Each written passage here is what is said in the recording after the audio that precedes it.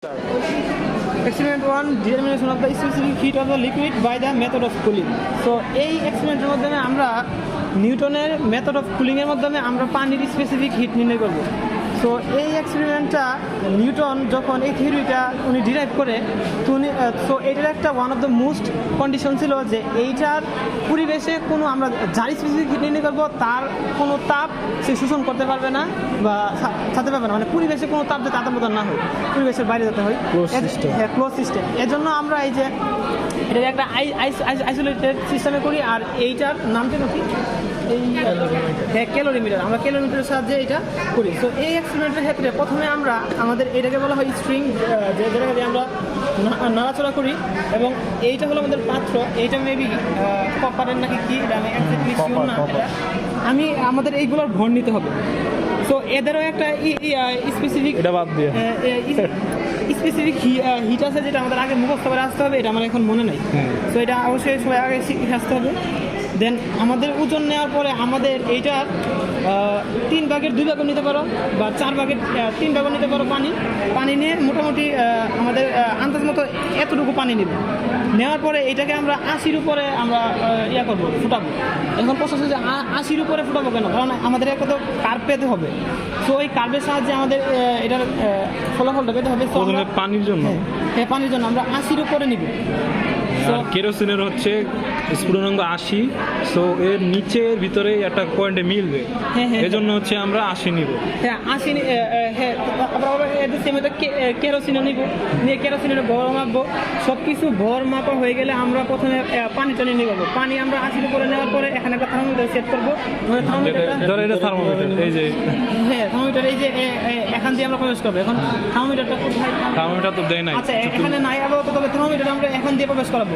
অনেকে আবার একটা কাজ করে ভুল করছে, সেটা হলো যে এটা ভেবে না রাখে থার্মোমিটারটা এদিক দিয়ে প্রবেশ করে, তো তাপ বাইরে যায়।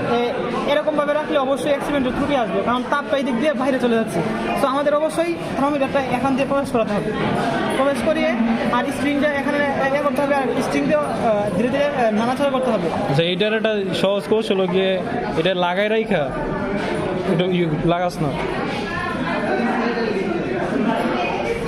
এইভাবে রাখার পরে এরপরে হচ্ছে আমরা থার্মোমিটার প্রবেশ করাবো। হ্যাঁ থার্মোমিটার প্রবেশ করাবো। দেন থার্মোমিটার প্রবেশ করার পরে অ্যারাউন্ড আমরা 50 to 60 মিনিটের মতো আমাদের এই ভ্যালুটা নেব। মানে 1 মিনিট পর যেটাগুলো নিব এখানে যেটাগুলো দেওয়া আছে, এই যে আমরা প্রায় 75 ডিগ্রি থেকে আমরা শুরু করছি, 75 থেকে শুরু করছি। আমাদের এটা 78, হ্যাঁ 78 বা 75 একটা নিলেই হবে। তো আমরা অ্যারাউন্ড এখানে আমরা 51.5 মিনিট পর্যন্ত নিচ্ছি। দেন আমরা কেরোসিনের আমরা এই যে সেম ওয়েতে 78 থেকে নিচ্ছি নিতে আমরা এটা সেম ওয়েতে টেম্পারেচার 41.5 ডিগ্রি পর্যন্ত নিচ্ছি, 54 মিনিট পর্যন্ত অবজার্ভ করছি। 54 মিনিট পর্যন্ত দুটোর ক্ষেত্রে সেম ওয়েতে অবজার্ভ করছি। এখন আসি যে কার্ভ। তো এখানে কার্ভটা দেওয়া নাই, আমি যদি কার্ভটা যদি একটু এতে আঁকি, তো এই কার্ভের ক্ষেত্রে আমাদের দুটো জিনিস সতর্ক করে রাখতে হবে। তো কার্ভের এখানে তো হবে টেম্পারেচার মেবি, আর এখানে যেন কি হয় এখানে ওইটা টেম্পারেচার নিচে টাইম, হ্যাঁ টাইম এখানে হলো টেম্পারেচার। তো আমাদের দুইটা কার্ভে যেহেতু আমরা 78 থেকে নিচ্ছি দুইটারই তাপমাত্রা, সো এরকম আসবে। সো আমরা জানি কি পানির স্পেসিফিক হিট অলওয়েজ বেশি হয়, এজন্য পানিরটা হবে এটা, ওয়াটারের হবে এটা, আর এটা হবে কেরোসিনের। সো আমরা যখন স্পেসিফিক হিট নিব তখন আমাদের খেয়াল রাখতে হবে আমাদের একই তাপমাত্রায় লাইন টানতে হবে, একই তাপমাত্রায়। ধরেন আমাদের এখানে এইটা 40 ডিগ্রি সেলসিয়াস আমরা দুইটা লাইন টানছি, কিন্তু সেম ওয়েতে এখানে এইটাকেও 40 ডিগ্রি সেলসিয়াস তাপমাত্রায় টান নিতে হবে, সময় নিতে হবে। অনেকে এখানে একটা ভুল করেন, সেটা হলো কি একই সময় নেন বাট তাপমাত্রা সেম নেন না। তো তাপমাত্রা সমান নিতে হবে। এখন প্রশ্ন হচ্ছে তাপমাত্রা কেন সমান নিব? তাপমাত্রা সমান নিব কারণ দুইটা একই বস্তুর ডিফারেন্ট টেম্পারেচারের তাপ হার বা গ্রহণের যে রেশিওটা এটা ভিন্ন হয়ে যায়।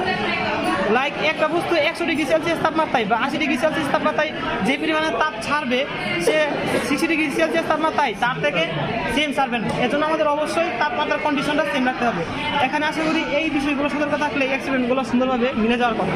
আর এখানে কারচুপি করার কিছু না, একদম সহজে মিলে যাবে। আর এক্সপেরিমেন্টটা খুবই ইজি, মানে কিভাবে করলে জাস্ট একটাই বোরিং, সেটা হলো প্রায় 1.5 ঘন্টা কি 2 ঘন্টা লেগে যায় এক্সপেরিমেন্টটা সম্পন্ন করতে। এটাই, আর কোনো ইয়া না।